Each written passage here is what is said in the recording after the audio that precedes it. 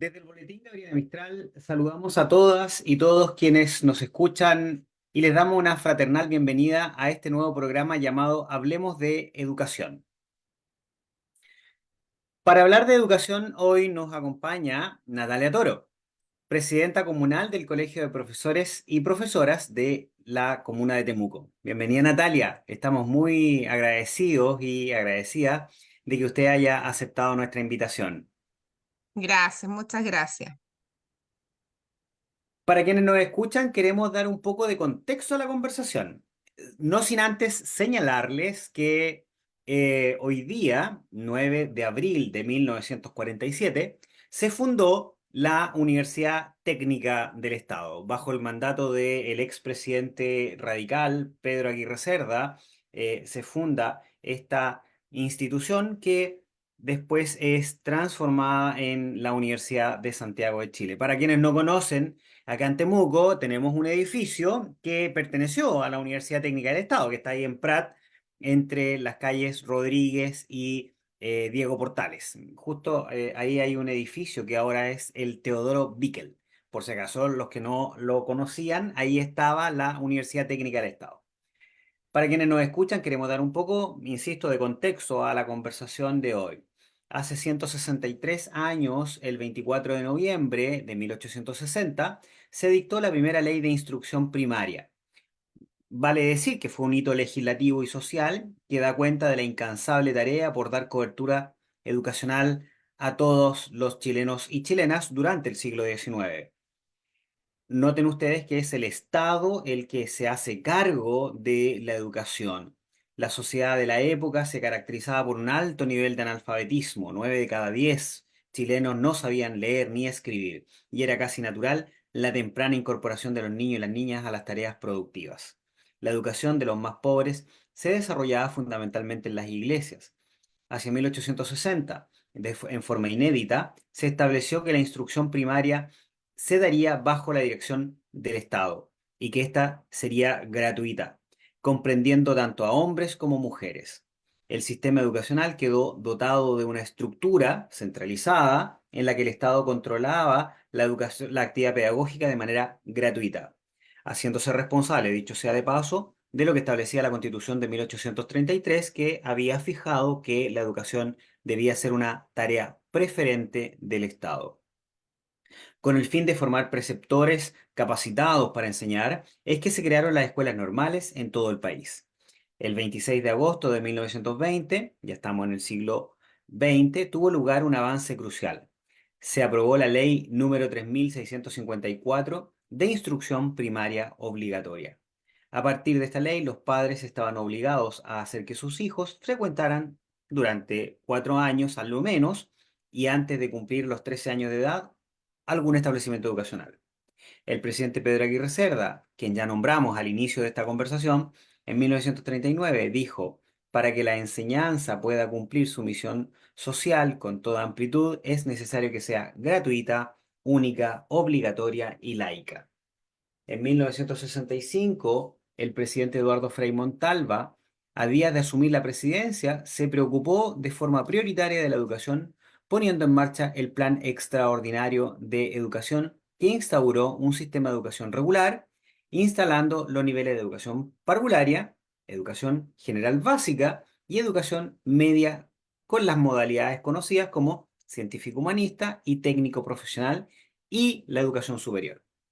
En 1971, el presidente Salvador Allende propuso el proyecto educativo llamado Escuela Nacional Unificada, conocido popularmente por sus siglas ENU, que sería nacional, unificada, diversificada, democrática, pluralista, productiva, integrada a la comunidad científica y tecnológica, humanista y planificada. El golpe de Estado cívico-militar evidentemente no permitió la puesta en marcha de la ENU. En 1974, ya estamos en plena dictadura, de Augusto Pinochet decretó el cierre definitivo de las escuelas normales en todo el país. Y más tarde, el 2 de mayo de 1980, por decreto número 13.063, traspasó la administración de las escuelas y liceos desde el Ministerio de Educación, lo que había sido la tradición histórica en nuestro país, a las municipalidades. Se da inicio así a la municipalización de la educación, terminando así y de golpe con la educación pública en Chile. A años de la vuelta a la democracia, en octubre del 2017, el Senado aprobó en votación unánime el proceso de desmunicipalización de más de 5.000 establecimientos a lo largo de todo Chile. Este certero golpe al modelo impuesto por la dictadura implicó cambios estructurales que prometían dotar de equipos humanos y nuevos recursos que traerían de vuelta a la educación pública, colocándola en el sitial que tenía antaño. El 16 de noviembre del 2017, la presidenta de la República, Michelle Bachelet, la expresidenta, promulgó la ley que creó el nuevo sistema de educación pública. Con ella se crearían 70 servicios locales de educación pública para brindar el apoyo pedagógico y administrativo a los establecimientos educacionales. Natalia, a 6 años de la creación de la nueva educación pública, ¿cómo ve usted el desarrollo de esta política y cuáles son las fortalezas y cuáles son las debilidades que usted ha podido ir observando en el desarrollo e implementación de este nuevo marco legal? Bien, buenas noches, saludos a todos los que están escuchando y que nos siguen. Gracias por la invitación nuevamente. Eh, Mira, desde la introducción que tú presentaste, que es bastante certera porque a veces en nuestro poder legislativo falta un poco de conocer la historia de lo que ha pasado a nivel país de la educación. Llevamos 6 años con un sistema pseudo educación pública, porque educación pública como está planteado no lo es.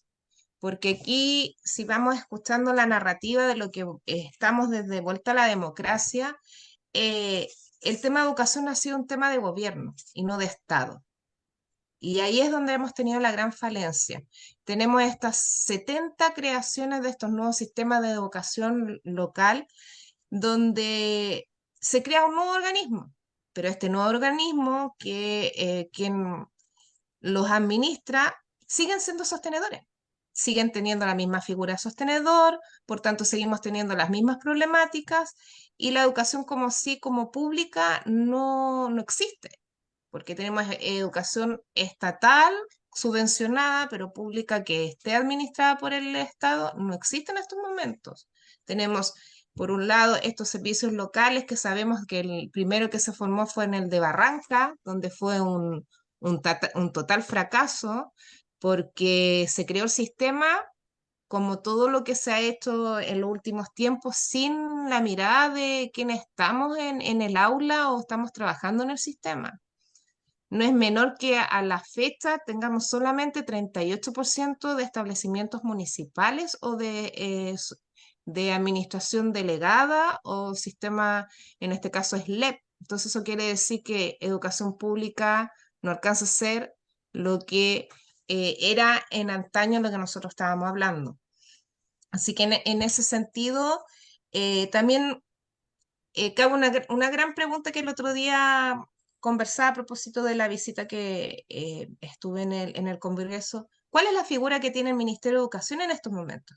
Porque el Ministerio de Educación, ¿qué es lo que hace finalmente? Porque también tenemos que se crea la ley de la LEGE y crea la Superintendencia de Educación, crea la Agencia de Calidad de la Educación, ahora tenemos la nueva Dirección Pública. ¿Y cuál es la figura del Ministerio de Educación? Porque aparte del Ministerio de Educación de solamente mandatar y ver los planes y programas que ahora es propio de la Agencia de Calidad, no tiene un papel fundamental dentro de las directrices que tengamos con educación pública. De hecho, sabes que yo estaba mirando la ley 21.040 y es bien curioso lo que dice el artículo 2 porque nos dice que la educación pública está orientada al desarrollo de los estudiantes de acuerdo a sus necesidades y características. Si nosotros vemos esto que nos dice necesidades y características, nuestros establecimientos en los que trabajamos a diario cada uno, ¿están dando esto que nos promete la educación pública? ¿O los que ya están dentro de los SLEP lo están dando? Y luego nos dice, procura formación integral de las personas. Entonces, ¿qué entendemos por formación integral? Y ahí es donde nuevamente quedamos en la misma duda. ¿Los servicios entonces están entregando educación pública? a lo que nosotros peleamos y luchamos, a cómo se formaron los quienes están ahora y reniegan de este sistema público, no lo están dando. Es una materia que llevamos 40 años y 40 años donde seguimos en lo mismo, Mm. con otro nombre, pero en lo mismo. Sí. Eh, bueno, ahí uno podría entender que el marco legal establece también los proyectos educativos institucionales y son los mismos establecimientos los que tienen que definir ahí los sellos o las orientaciones a partir de sus definiciones políticas filosóficas que hacen. Natalia, la nueva educación pública es un cambio de fondo, evidentemente, que busca terminar con el modelo de municipalización impuesto por la dictadura, que tú bien has dicho, y que tiene que ver fundamentalmente con un sistema de financiamiento, ¿no? Y con estas figuras del sostenedor. Su implementación en las primeras etapas no ha sido sencilla, digamos lo cierto, digamos, ¿no? Eh, de hecho, en 2019, la ex ministra Marcela Cubillos fue acusada constitucionalmente por haber vulnerado la Constitución y las leyes a propósito de la implementación de los SLEP. La acusación la acusaba, valga la redundancia, ¿no?, de ejercer un control jerárquico permanente sobre los órganos sometidos, no ejercer un control jerárquico permanente sobre los órganos sometidos a su dependencia para la adecuada implementación de la ley 21.040, que es la que usted nos acaba de mencionar.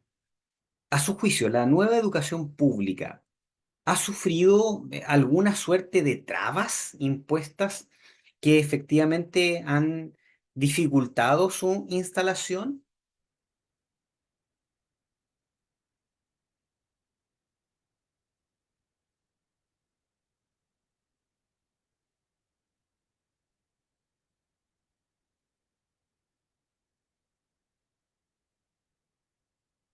Natalia, ¿no se escucha? Tiene el micrófono apagado. Algo pasó ahí. Sí te escuché Sí, perfecto. sí, Sí. ya.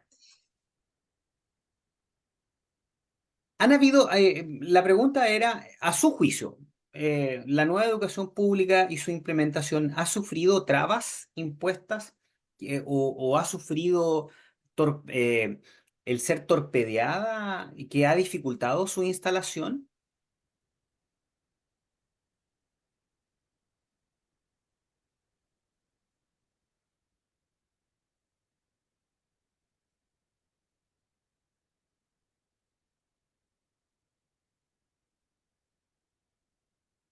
Natalia, ¿nos escuchas?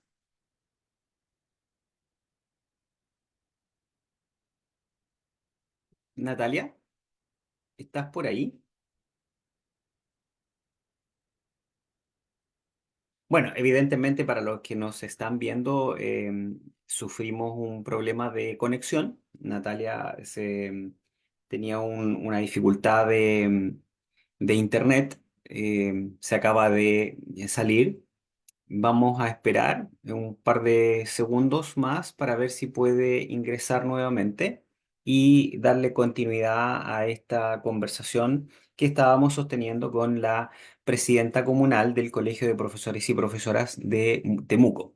Por lo tanto, les pedimos la comprensión. Evidentemente, estas transmisiones son en vivo y esperamos que se pueda reconectar. Al inicio, lo que ustedes no vieron es que efectivamente ya había dicho y había manifestado que tenía ciertas dificultades con su internet, por si acaso, ¿ah? Eh, por lo tanto, sabíamos de que podía ser un poco difícil la conexión, la comunicación. Pero, pero la pregunta, bueno, la pregunta está planteada a quienes nos escuchan. Más allá del juicio que cada uno o cada una puede tener, eh, la pregunta está ahí, digamos, ¿es la ley la que está mal hecha o además de tener algunas dificultades, la ley también ha sufrido una suerte de torpedeo, ¿no? Eso es lo que queremos transmitirle a Natalia, que ella como dirigente nos pueda dar su visión, digamos. Y ahora sí, Ahora sí. hubo un No, corte, no te me preocupes, boicotearon. Natalia. Sí, no te preocupes. Yo les transmití a los que nos estaban viendo que tuvieran un poquito de paciencia, que habías mencionado evidentemente que había ciertas dificultades con tu internet, pero no importa. Natalia, mira, la pregunta sigue estando ahí, ¿no? La nueva educación pública, a su juicio, ¿ha sufrido una suerte de trabas impuestas que han dificultado su implementación o también hay algo de que es necesario modificar en la ley, como usted lo señalaba al inicio, con el tema de las figuras de los sostenedores? Yo creo que es una mezcla de ambas. Trabas han existido porque claramente si tú ves ningún gobierno, y aquí insisto con todos los que hemos pasado, se ha hecho cargo del tema de la educación. Y estamos siempre con un tema de disputa entre pugnas políticas donde finalmente este, este bien que necesitamos tener como el derecho a la educación, que a veces se habla tanto del derecho a la educación, no interesa finalmente. Y obviamente que hay trabas, porque hay trabas desde que se cuestionó el modelo de financiamiento a la educación particular subvencionada, donde tuvimos un gran grupo de colegios y también de diputados en su momento y senadores de ciertas tendencias políticas donde estaban en desacuerdo con este modelo y que también sabemos que tener una educación pública sostenida tampoco conviene para cualquier gobierno que esté, porque sabemos que la población educada cambia y es más difícil de gobernar. Mm, Y eso no ha sido un eje que ha sido central y de ahí vienen las trabas, porque sabemos que el movimiento social se da a través de la educación y si yo no tengo una educación que garantice pilares fundamentales para el desarrollo humano, claramente que voy a seguir teniendo lo que antiguamente nosotros decíamos cuando yo recién partí, me acuerdo que hablaban los profesores en esa época de la mano de obra barata, que es lo mm, que vamos generando finalmente con el sistema que tenemos ahora, y que sabemos que los grupos que no van a esta educación pública se están formando para otros temas. Pero también hay que hacer modificación a la ley como está, porque la ley como está no tiene un corazón en que se crea la educación pública como tal, sino que en el fondo lo que trataron de hacer es responder a ciertas demandas sociales, pero no con un interés real de lo que exista, porque no hay coherencia entre que tenemos por un lado que nos dicen desarrollo integral, pero al final también tenemos una agencia de calidad de la educación. Entonces la agencia de calidad de educación, ¿qué es lo que nos pide? Tenemos una prueba estandarizada donde no respetan las individualidades de los estudiantes, entonces tenemos una serie de, de normativas que además están frente a esta educación pública y que claramente no quieren que esto avance. Y mm, hay trabas, sí, existen trabas para este avance. mm. Actualmente existen 27 servicios locales en funcionamiento. ¿Ya? Eso es lo que existe hoy día. Estamos a puertas de que 10 nuevos servicios locales partan este año 2024. En nuestra región existe el SLEP Costa Araucanía. ¿Qué nos puede contar de cómo ha funcionado ese SLEP, Servicio Local de Educación Pública? Así se traduce, ¿eh? Si ha tenido dificultades, ¿cuáles han sido desde su mirada y cómo afectan al profesorado y en O sea, definitiva a los y las trabajadoras de la educación? sí, las dificultades que ha tenido el SLEP, porque este SLEP Costa Araucanía ha tenido tres cambios de director. El primer Ya. director duró muy poco y ahora sabemos que está en otra región trabajando nuevamente. Y también tenemos esta paradoja que los directores de los servicios locales se van cambiando de región. Entonces eso es algo que también llama la atención dentro de lo que uno va averiguando y se va moviendo. Entonces si no están en un SLEP, finalmente llegan a un DAEM, pero siguen en el sistema. Entonces eso también es algo que es bien llamativo. Y los primeros problemas que empezaron a tener, por lo que yo sé y por lo que yo he conversado, son con los temas de los sueldos, que claramente impacta a los trabajadores de la educación. Y este tema de organización que hay interna, que hemos visto que es lo que estalla y que vimos en Atacama, en el servicio local de Atacama, aquí lo vivieron, pero también hemos visto que el de acá de Costa Araucanía tuvo una pérdida en estos momentos de más de 1.000 millones de pesos. Entonces, esa pérdida se traduce en qué? En que no se declaró, en que es ahí donde tú quedas con esa duda, qué es lo que pasa con los dineros, porque hay SLEP que se vieron ahora en el recuento, que aquí en Costa Araucanía, pero en otro uno comparaba, y hay otros que quedaron con dinero en caja increíble y otros que están con déficit. Entonces ahí tú ves que hay de estos 27, de estos 27 nuevamente, cada uno funciona autónomamente y no está la unión de lo que estamos esperando como educación pública. Y que te afecta como trabajador claramente, porque tú tampoco sabes si tú vas a seguir o no trabajando dentro del sistema, porque hay muchos que pues tú tienes un cierto tiempo, tú tienes un traspaso, en otros hemos escuchado que se desvincula mucha gente, ellos vienen también con cierta cantidad de dinero, dicen, para poder desvincular. Entonces, hay muchas cosas que van pasando y que claramente afectan a los trabajadores de la educación. Sin duda, sin duda. Lo que los trabajadores necesitamos es estabilidad y certezas, ¿no? Natalia, sabemos que hace un par de días usted tuvo una reunión con el presidente del Magisterio y con la diputada Emilia Schneider. Eh, ¿Nos podría avanzar de qué conversaron? ¿Logró usted algún avance para las y los profesores acá en Temuco? Sí, mira, la primera visita que tuvimos fue con Emilia Schneider, quien sabemos que es la diputada que está como presidenta de la Comisión de Educación en la Cámara. Esto fuimos en compañía de Mario Aguilar y de aquí desde Temuco, porque también nosotros organizamos empezar a tener contacto con otros diputados que antes no teníamos llegada, y entre esos fueron algunos diputados que nos recibieron desde la bancada liberal. Y eso significó también que pudiéramos empezar a conversar con otras personas que no estaban muy en contacto con nosotros, los profesores y las profesoras, y también con los trabajadores de la educación. El primer tema es el tema, obviamente, que fuimos a hablar de SLEP, porque nosotros estamos pronto a entrar a un SLEP Temuco, un SLEP que está conformado con comunas que no tenemos nada en común, por tanto no tenemos pertenencia territorial, a pesar de que somos de la misma región, somos muy distintos.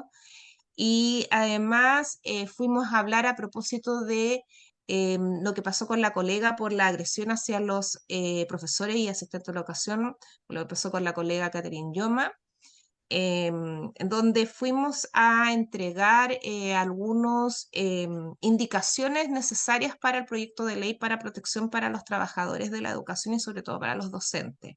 Mm. Em, Fue muy buena y fructífera esta primera reunión con la diputada Schneider, porque ellos ya tenían, en estos momentos existen dos proyectos de ley para esta temática de protección, pero era una ley que carecía de contextualización de los colegios, porque los colegios sabemos que tenemos muchas particularidades. Tenemos además que tenemos profesores que estamos contratados por estatuto docente, tenemos profesores en el sistema particular subvencionados que están por el Código del Trabajo, tenemos nuestros colegas asistentes de la educación que están por el Código del Trabajo, así que por tanto tenemos distintas normativas que nos rigen, y ahí tuvimos conversaciones importantes donde le hicimos llegar un documento, y ahí nos dimos cuenta que habían temas que nosotros entregamos y que ellos nos tenían considerado. Así que dentro de esos temas, primero fue que solicitábamos que se pudiera definir lo que es violencia física y psicológica en el lugar de trabajo para los trabajadores de la educación por parte de estudiantes como apoderados. Porque tú sabes que ahora entra en vigencia la ley Karin. Y la ley Karin lo que hace a partir de agosto en que se identifica la violencia de parte de terceros, pero de terceros que se llaman proveedores, es decir, los terceros que te van a prestar algún servicio al colegio. Pero aún seguíamos nosotros con esto que no tenemos legislativamente que nos esté definido la agresión por parte de docentes, de apoderados como estudiantes. Entonces esa fue una indicación que la encontraron ellos súper atingente porque no estaba considerado en estos proyectos de ley que ellos tenían.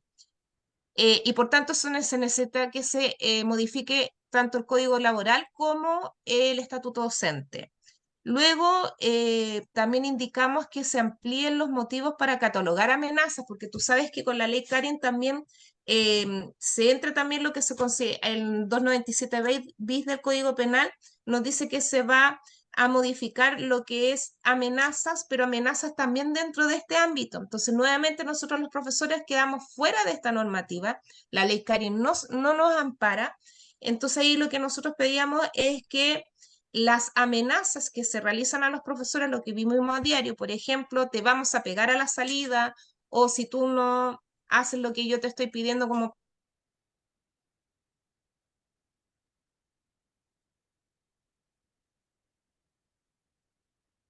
Natalia,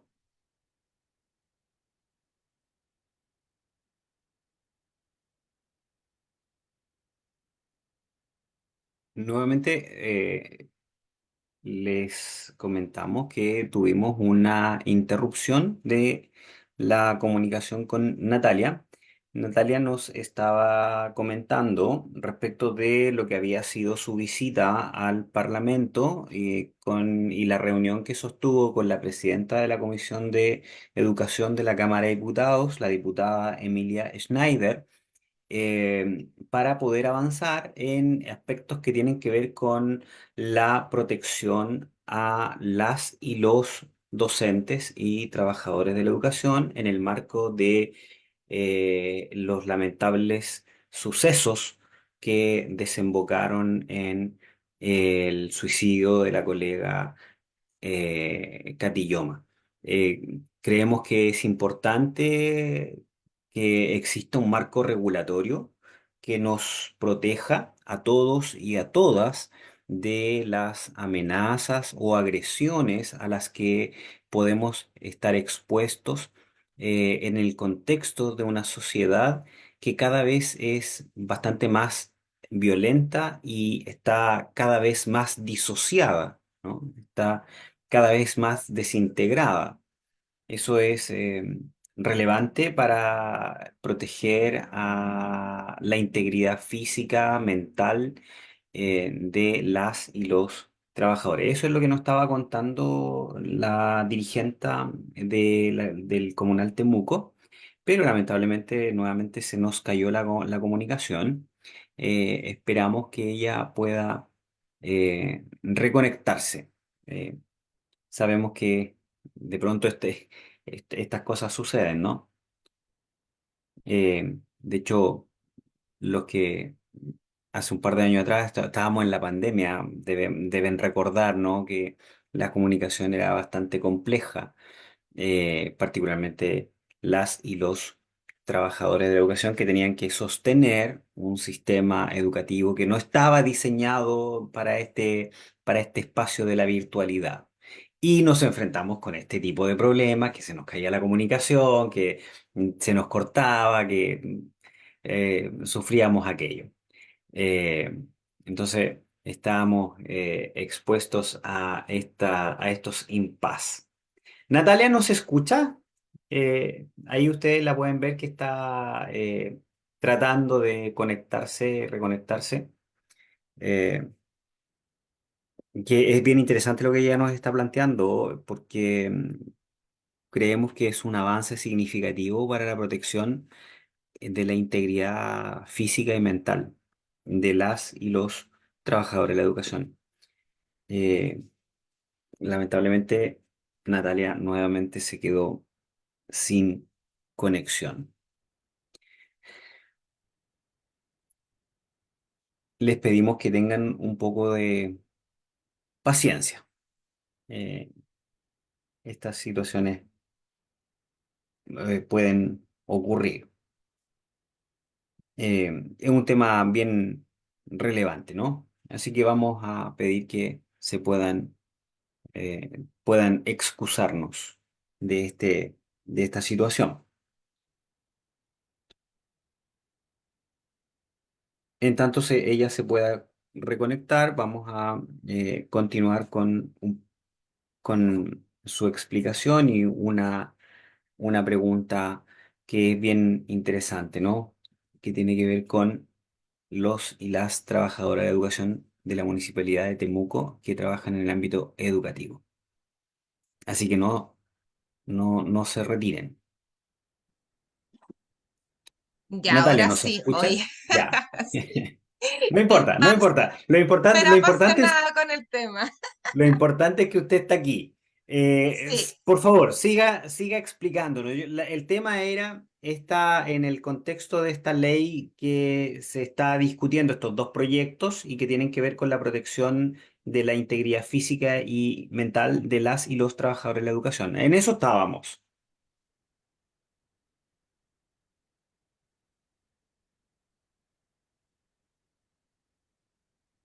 Natalia,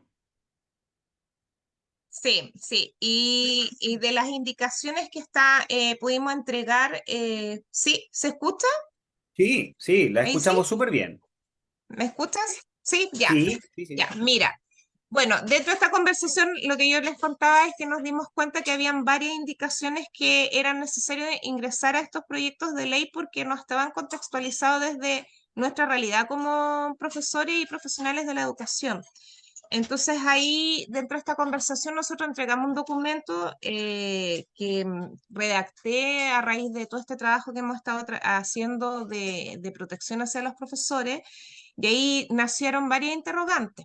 Entonces, estas interrogantes, como te decía, era el tema de modificar lo que se comprendía como acoso laboral, que se considera acoso laboral lo que ejercen los apoderados como los estudiantes en nosotros, pero también era necesario que se pudiera conversar desde el Poder Legislativo con la Superintendencia de Educación y con la Defensoría de la Niñez, porque nosotros sabemos que los niños tienen derecho a la educación, los adolescentes también tienen derecho a la educación, pero ¿qué pasa cuando un profesor o una profesora en estos momentos es agredido?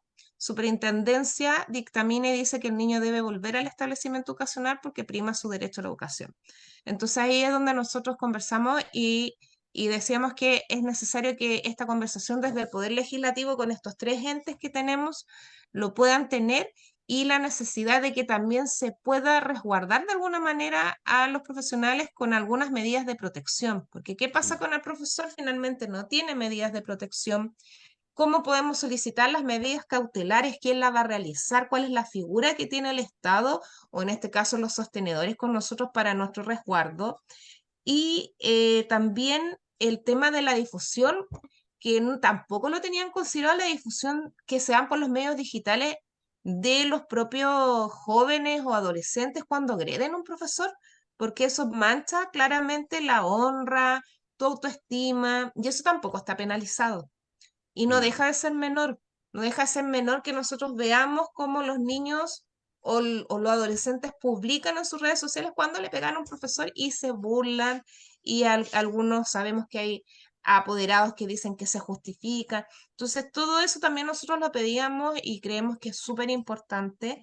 Em, ¿Qué rol va a jugar las mutualidades? Porque todos los establecimientos estamos en alguna mutualidad. ¿Qué rol juega la mutualidad y la necesidad de que esto que nos sucede en los colegios esté por ley y por norma catalogado como enfermedad laboral o como accidente laboral? Porque esto queda a juicio, tú sabes, del peritaje que te realicen, de lo que el estudio puesto laboral, pero nosotros no necesitamos que nos vayan a hacer eso, sino que esté catalogado como una enfermedad. Y lo otro que también pedimos es que también existan penas para los empleadores que no cumplan con la normativa de la ley que se quiere hacer, porque sabemos que muchos esto, ya lo vimos lo que pasó en Antofagasta, hemos visto lo que ha pasado aquí mismo cuando nosotros hemos tenido que ir los distintos directores de los comunales en defensa de nuestros colegas cuando han sido golpeados y vemos que quedan desamparados. mm. Entonces, esta conversación fue bastante fructífera. Nosotros dejamos el documento y esperamos que se puedan tomar en consideración porque ellos quedaron de invitarnos nuevamente con esta información que nosotros nos damos para poder estudiarla y que en realidad se haga una ley que fortalezca esta necesidad que nosotros tenemos de protección ante lo que estamos viviendo hoy en día, que no es menor la violencia que se está dando dentro de los establecimientos educacionales. Y que, Sí, yo ojo, estamos decía, en marzo y estamos ya con varios casos complejos. Yo decía cuando usted se desconectó, decía que también esto responde sin querer justificar, ¿no? La violencia hay que tratar de entenderla, no justificarla, pero entender su origen, ¿no? Y esta violencia se expresa hacia los profesores y profesoras a propósito de una sociedad que está absolutamente disociada, ¿no? Que está segregada, que está segmentada, y que noten ustedes que eso tiene que ver con la educación. Nuestro sistema escolar, basado en el voucher, en la reducción del sujeto, niño, niña y adolescente, a una bolsa de dinero, que es el voucher, implica esto, digamos, implica esta división. Eso es la causa y raíz de el sistema educativo que tenemos. Natalia, por último, una pregunta bien directa. ¿Cuándo se termina la municipalización en la comuna de Temuco? Entendiendo que usted es nuestra presidenta comunal.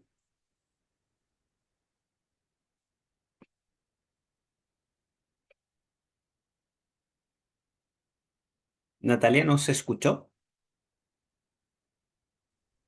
¿Natalia?